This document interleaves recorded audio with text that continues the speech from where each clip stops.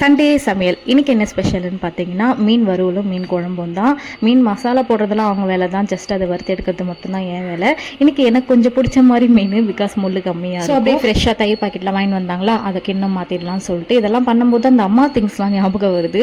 நான்லாம் கல்யாணத்துக்கு முன்னாடி யூஸ் பண்ணோமா, வழிச்சு போட்டோமா, தூக்கி குப்பையில் போட்டோமான்னு இருப்பேன். இப்போல்லாம் என்னென்னா தண்ணியை பிடிச்சி அதை நல்லா குலுக்கி லாஸ்ட்டு இருக்கிற ட்ராப்ஸ் வரைக்கும் எடுக்கிற மாதிரி இருக்கும். அதுலேயே அந்த ஆயில் கவரில் லாஸ்ட்டு சொட்டு வரைக்கும் விட மாட்டேன்டான்ற மாதிரி இருக்கும். இதை மாதிரி நீங்கள் கல்யாணத்துக்கு அப்புறம் அம்மா பண்ணதெல்லாம் பண்ண ஆரம்பிச்சிட்டோமே அப்படின்னு ஃபீல் பண்ணியிருக்கீங்களான்றதை கமெண்ட் பண்ணுங்கள்.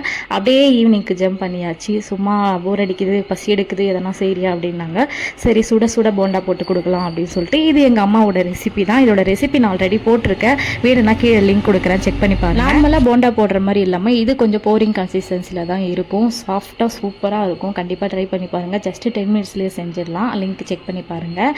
இதெல்லாம் பண்ணி அதெல்லாம் கொடுத்து அந்த சாட்டிஸ்ஃபேக்ஷனோட லாஸ்ட்டாக என் புருஷன் பண்ணாரு பாருங்க ஒரு காரியம். ஒன்றும் இல்லை, அவர் சாப்பிட்ட தட்டை அவரே கழுவுனது. அவ்வளோ ஆனந்தமாக இருந்தது.